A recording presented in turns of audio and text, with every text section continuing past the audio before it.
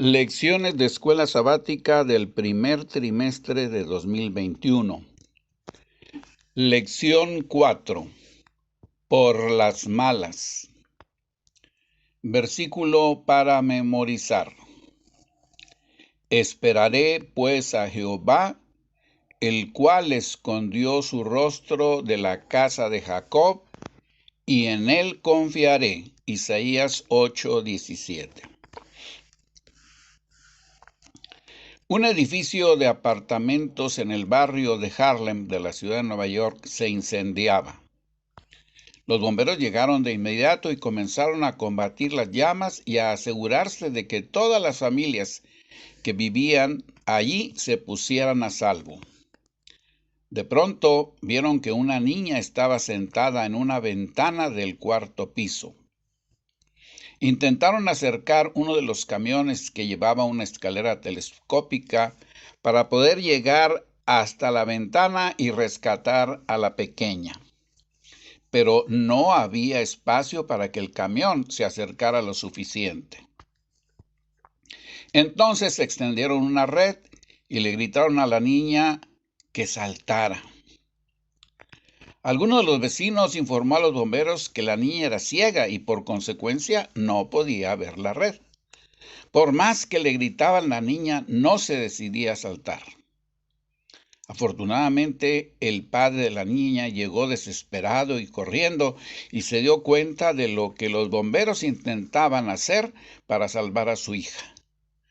El padre tomó un megáfono y le habló a su hija explicándole que había una red y que debía saltar cuando él se lo indicara.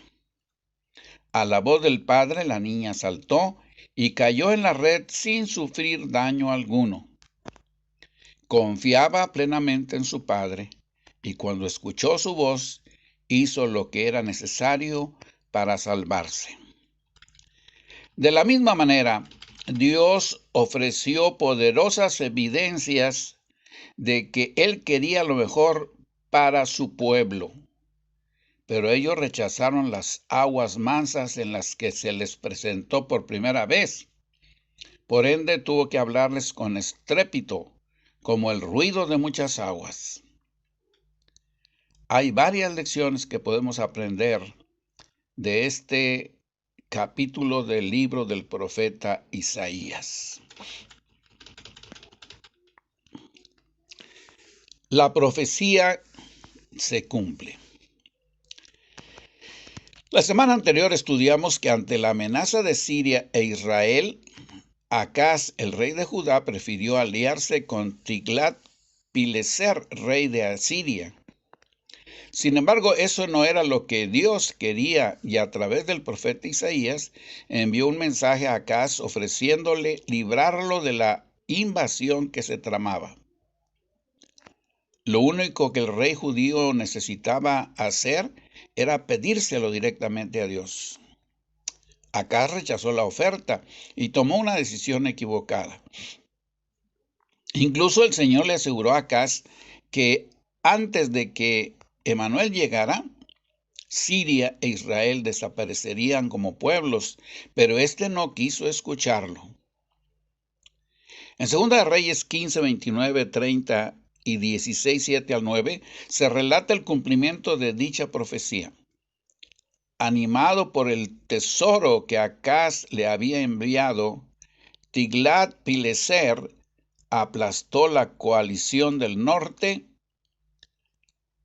conquistó las regiones de Galilea y Transjordania del reino norteño de Israel, deportó a parte de la población y convirtió los territorios en provincias asirias.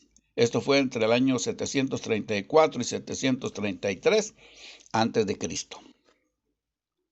El resto de Israel se salvó cuando Oseas, después de asesinar al rey Peca, se rindió y pagó tributos entre 733 y 732.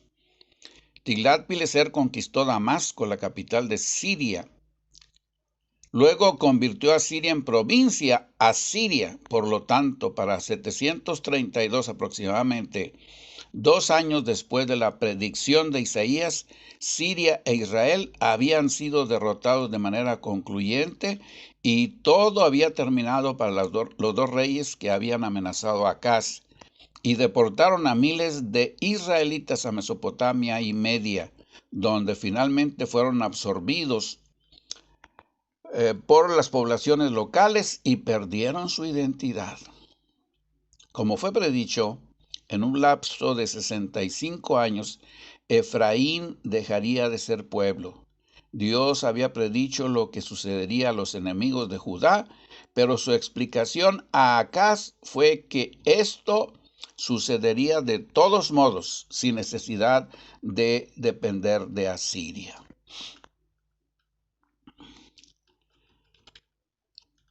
Y así sucedió durante el reinado de Acaz. Se envió al errante Israel una invitación tras otra para que volviese a ser leal a Jehová. Tiernas eran las súplicas que le dirigían los profetas, y mientras estaban exhortando fervorosamente ante el pueblo a que se arrepintiese y se reformase, sus palabras dieron fruto para la gloria de Dios, dice el libro Profetas y Reyes, página 240. Por lo tanto, para Acaz, el hombre de miedo más que de fe, la buena noticia por parte de Dios era que Siria e Israel serían aniquilados. Lo malo era que Asiria, el aliado y amigo que él había elegido para que lo ayudara, resultaría ser un enemigo mucho más peligroso que Siria e Israel juntos. Al rechazar la liberación gratuita ofrecida por Dios, Acaz se aseguró la derrota. Si Acaz creía que su mundo se estaba cayendo a pedazos, ahora las cosas serían mucho peores. Mejor es confiar en Jehová que confiar en príncipes, dice Salmos 118:9. Los mismos anales de los reyes asirios dan testimonio de que el deseo de poder de Tiglat-Pileser era insaciable. Así que no se conformó con destruir a Siria y a Israel, también invadió a Judá, y lo peor de todo fue que Acaz, en un acto de sumisión, ofreció sacrificio a los dioses paganos, utilizando a sacerdotes y objetos de adoración del templo. Nuestra tendencia natural es confiar en lo que podemos ver, sentir, gustar, tocar, las cosas del mundo. Sin embargo, como sabemos, las cosas del mundo se esfuman y desaparecen. Los nombres proféticos. Dios indicó a Isaías los nombres que debería poner a sus hijos y ambos tuvieron significado profético. Maher Salal Asbaz se llamó el mayor y significa el despojo se apresura, la presa se precipita. O también, pronto al saqueo, presto al botín. El mensaje del nombre evidentemente tiene que ver con la etapa en la que Asiria se llevaría el botín de guerra de las capitales de Siria y de Israel. Además, debido a que Judá había rechazado el mensaje de certidumbre por parte de Dios, representado por las mansas aguas del arroyo de Siloé en Jerusalén, se vería abrumado por el poder de Asiria, representado por las inundaciones del gran río Éufrates. Debido a que Acaz recurrió a Siria, los nombres de los hijos de Isaías aludían tanto a Judá como al reino del norte, Israel. El despojo se apresura, la presa se precipita. El segundo hijo del profeta se llamó Sear-Jasub, que significa el remanente volverá. Esto significaba que en medio de los errores de Acaz todavía había esperanza, porque aunque Asiria invadiría la tierra de Emanuel, según Isaías 8:8, todavía tenía la promesa de que Dios está con nosotros, según Isaías 8:10. En todo el libro de Isaías se establece que habría juicios sobre los enemigos de Dios en Judá y otras naciones, ejecutados en forma de desastres militares, sufrimiento y exilio. y el Señor estaría con los fieles sobrevivientes de su pueblo y los restauraría a su tierra. Cuando Isaías registró legalmente el nombre del segundo niño, incluso antes de su concepción, hizo del niño y su nombre una profecía pública que podría demostrarse con acontecimientos posteriores. A pesar de los repetidos errores de su pueblo, el Señor todavía estaba dispuesto a salvarlo.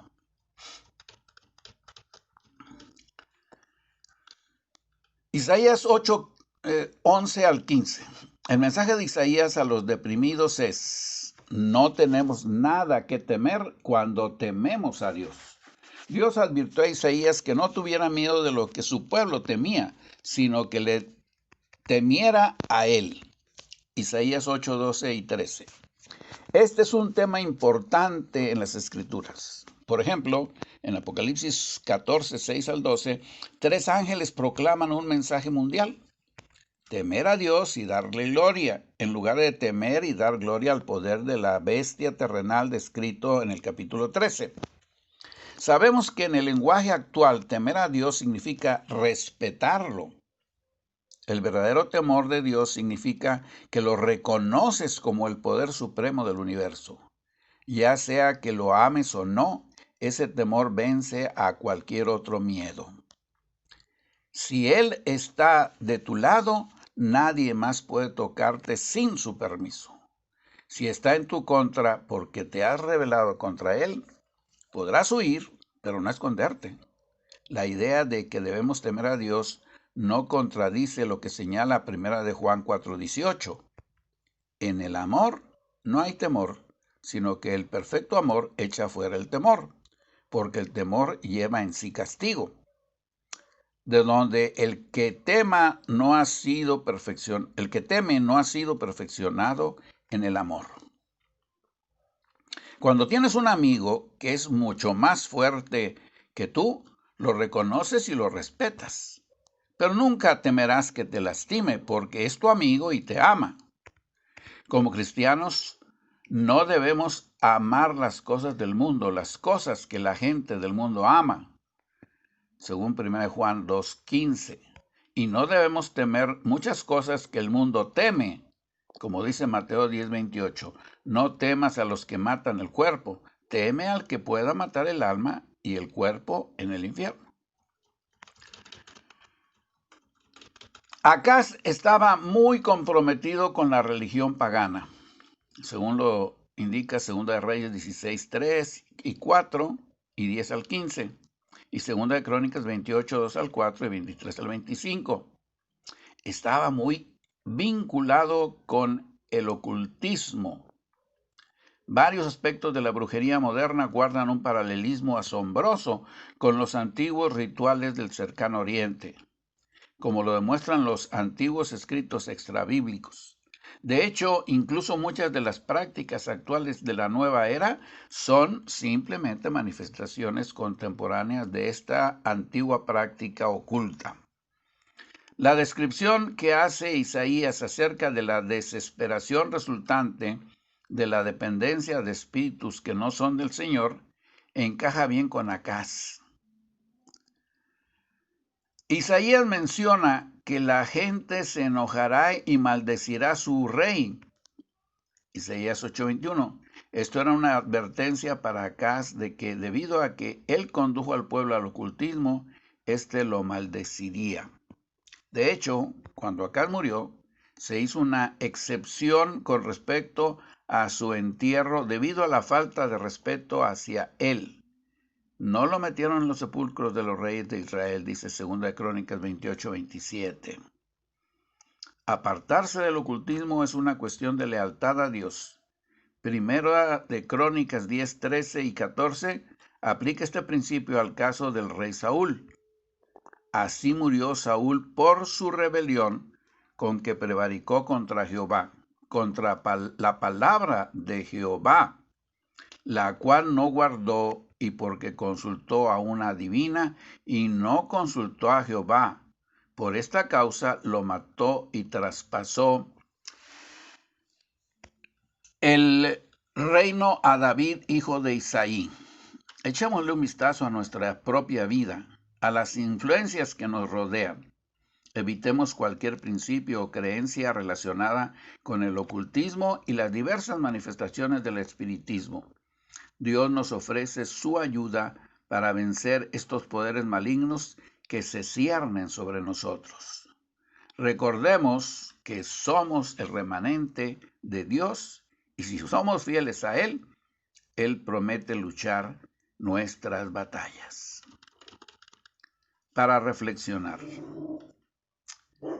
En tiempos de los hebreos había una clase de personas que pretendía, como los espiritistas de nuestros días, mantener comunicación con los muertos.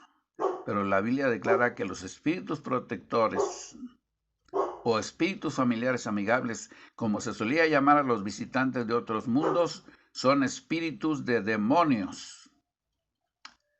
La costumbre de tratar con espíritus o espiritismo fue declarada abominación para el Señor y estaba solemnemente prohibida bajo pena de muerte, según Levítico 19:31. Aún el nombre de brujería es objeto de desprecio en la actualidad. El aserto de que los hombres pueden tener una comunicación con los malos espíritus es considerado como una fábula de la Edad Media, pero el espiritismo, que hoy cuenta con centenares, miles y millones de adherentes y que se ha abierto camino entre las sociedades científicas, ha invadido iglesias y ha encontrado favor entre los cuerpos legislativos y hasta en las cortes de los reyes. Este engaño colosal no es sino la reaparición bajo un nuevo disfraz de la hechicería condenada y prohibida en la antigüedad. Que Dios bendiga el estudio de su palabra en esta semana y hermanos, aprendamos de las experiencias de estos gobernantes y dirigentes de los pueblos de Israel y de Judá. No caigamos en el engaño. Pongamos nuestra confianza siempre en Dios, que Él está dispuesto a darnos la salida a cualquier conflicto que enfrentemos en nuestra vida. Lecciones de Escuela Sabática del primer